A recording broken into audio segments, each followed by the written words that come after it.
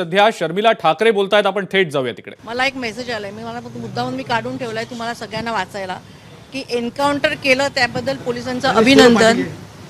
सगळ्यांना ऐकू येत आहे ना? एन्काउंटर केलं त्याच्याबद्दल पोलिसांचं अभिनंदन, आणि जाणून बुजून एन्काउंटर केलं असेल तर पोलिसांचं डबल अभिनंदन. ते कसंही एन्काउंटर जरी असलं तरी सुद्धा महिलांवरती इतके अत्याचार वाढलेले आहेत, आणि जोपर्यंत कायद्याचा असा धाक निर्माण होत नाही, मी तर म्हणेन की असे एन्काउंटर वरचेवर झाले पाहिजेत, तोपर्यंत पुरुषी समाज जो आहे बलात्कारी त्याच्यावरती वचक बसणार नाही.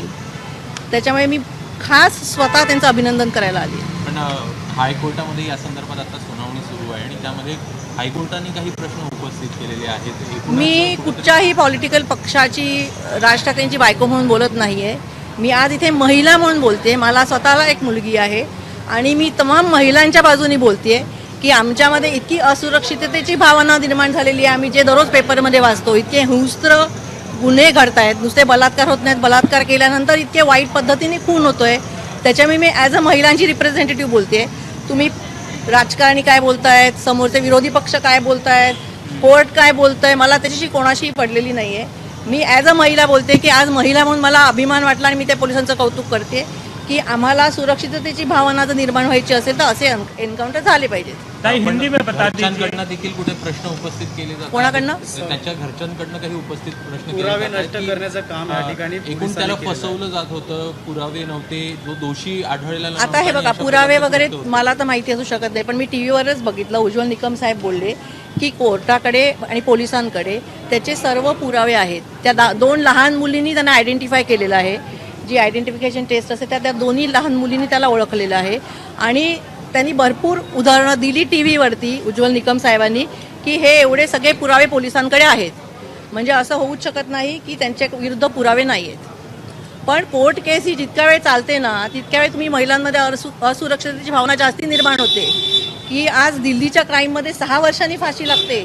ती महिला मेल्यानंतर इतकी हॉरिबल अवस्थेत तिला मारली होती, तर त्याच्यानंतर तुम्ही 6 वर्ष त्या माणसाला जगण्याचा हक्कच नाही दिला. आपण शक्ती कायदा नुसता बोलतो, आम्हाला हा शक्ती कायदा पाहिजे. तुम्ही लोकसभेत पास करा, विधानसभेत पास करा, नका करू, आम्हाला महिलांना हा शक्ती कायदा अभिप्रेत आहे. अंमलबजावणी व्यवस्थित होताना दिसत नाही कुठे, त्यामुळे ती डिले होते.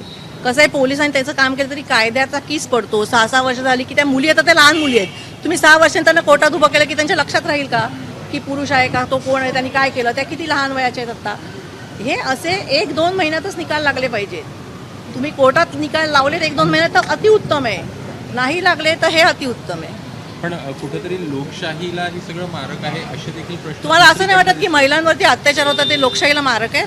हां, ते लोकशाहीला पूरक आहेत का? आणि ज्या स्पीडनी वाढत आहेत, म्हणजे मी गेल्या महिन्यात गेले तर एका दिवसात 3 बलात्कारासाठी मी 3 महिलांना भेटले. ते लोकशाहीला पूरक आहेत असं तुम्हाला जर वाटत असेल तर हेही लोकशाहीला पूरक आहे. महिला आता विरोधकांनी सत्ताधाऱ्यांना कोंडीत पकडण्याचं काम मूर्खपण आहे. मी तुम्हाला सगळ्यांना आठवत असेल की हैदराबादला एका मुलीवर बलात्कार झाला होता, आणि 4 बलात्कारांना हैदराबाद पोलिसांनी ग्राउंडवरती एन्काउंटर केलं होतं. तेव्हा हेच विरोधी पक्ष आत्ता जे सकाळी सकाळी बोंबलत आहेत, त्यांच्या वृत्तपत्रात त्या हैदराबादच्या पोलिसांचं कौतुक केलेलं होतं. मग हैदराबादच्या पोलिसांना वेगळा न्याय आणि महाराष्ट्रातल्या पोलिसांना वेगळा न्याय असा कसा असू शकतो? जर त्यांनी एन्काउंटर केलं, त्यांची कौतुक केलं पाहिजे, तर ह्यांनी एन्काउंटर केलं असेल तर ह्यांचंही कौतुकच केलं पाहिजे. शेवटी तो काय संत नव्हता ना, तो बलात्कारी होता. मुलींनी त्याला ओळखलं आहे, मुलींनी पुरावे दिलेले आहेत. महिला म्हणून त्यांच्या पोलिसांच्या कशा तुमच्या बाजू असणार आहेत, आणि आता काय बोलणं झालं? मी त्यांना असं सांगितलंय, मला खात्री आहे की सरकार आणि पोलीस डिपार्टमेंट कायद्याने त्यांना संरक्षण, त्यांच्या बाजूने वकील उभे करतील. मी त्यांना सांगितले आमची ही वकिलाची पक्षाची टीम आहे, तुम्हाला लागलं तर आम्हाला सांगा, आम्ही आमचे वकीलही तुम्हाला देऊ. महिला म्हणून जर का राज ठाकरेंची भूमिका काय असणार आहे पोलिसांच्या बाजूने? माझी आहे ना, तुमची महिला म्हणून झाली तर पोलीस त्यांचीच बायको आहे मी. कुठल्या पुरुषाला आवडेल हो की महाराष्ट्रात बलात्कार होत आहेत? मला एक पुरुष दाखवा की जो सांगेल की अरे वा छान होतंय. त्यांच्या बाजूने कोणालाही हे पटणार नाही. महिलांवरती जे अत्याचार चालले ते कोणालाही पटणार नाही. एकूण महिला म्हणून तुम्ही हे सगळं बोलत असताना कुठेतरी कायदे जे आहेत ते यातनं कायदे अतिशय तकलादू आहेत, ब्रिटिशकालीन आहेत, आणि आपण वर्षोनवर्ष बोंबलतोय की ते कायदे बदलले पाहिजेत. तुम्ही फास्ट कायदे केले पाहिजेत. त्या काळात एवढे गुन्हे होत नसतील. आताच्या काळात ज्या गुन्ह्यांचा स्पीड आहे तो त्या काळात नसेल. आताच्या पॉप्युलेशन जेवढं आहे तेवढं त्या काळात नसेल. वकील कमी आहेत, जज कमी आहेत, कोर्ट कमी आहेत. केसेस उभारायला ऑब्व्हियसली एवढे वर्ष लागणार. तुम्ही ते वाढवा सगळं, कायदे फास्ट करा, तर मग हे असं व्हायची वेळच येणार नाही. जे आरोपीचं एन्काउंटर झालं त्याच्या आईवडिलांचं असं म्हणणं आहे की कोणाला तरी वाचवण्यासाठी माझ्या मुलीचा बळी घेतला. आता त्याच्याबद्दल मी काय बोलू. हे बघा, मी त्यांच्याशी दुःखात त्यांच्या सहभागी होऊ शकते, कारण त्यांनी त्यांचा मुलगा गमावला आहे. पण त्या मुलांनी काय केलं ह्याच्यात मी सहभागी नाही होऊ शकत. शाळेने सुरक्षा कशामुळे वाढवावी. अनेक मग आम्ही त्या दिवशी आमचे पक्ष सगळीकडे फिरतोय. सगळ्या शाळांमध्ये CCTV कंपल्सरी असला पाहिजे, नंबर 1. नंबर 2, जे लहान मुलांचे ग्रेड्स आहेत, ज्युनियर, सिनियर, नर्सरी, इथे पुरुष असलाच नाही पाहिजे. एखाद्या लहान मुलीला पुरुष कसा काय टॉयलेटला नेऊ शकतो? त्याच्यामुळे जोपर्यंत मुलं टॉयलेटला ट्रेनिंग नसतात तोपर्यंत मुलगा असलाच नाही पाहिजे. एवढी तर बेसिक रिक्वायरमेंट प्रत्येक शाळांनी फॉलो केली पाहिजे. काही शाळेत अजून CCTV नाहीये, ज्याच्यामुळे लिस्ट द्या मला, आम्ही लगेच ऍक्टिव्ह होतो. अपोजिशन जो है वो बार बार सवाल उठा रहा है कि जिस प्रकार से ये एनकाउंटर किया है वो फर्जी एनकाउंटर बताया जा रहा है. इसको किस प्रकार से देखते हैं इस प्रकार के बयान? मैंने अभी मुझे मैसेज आया था, वो मराठी में बताया, मैं अभी आपको बोलती हूँ कि मैसेज ऐसा है, मुझे आया है व्हाट्सअप, अगर एनकाउंटर हुआ है तो पुलिस का अभिनंदन, मतलब कॉन्ग्रेचुलेशंस, और अगर ये फेक एनकाउंटर हुआ है तो डबल कॉन्ग्रेचुलेशंस.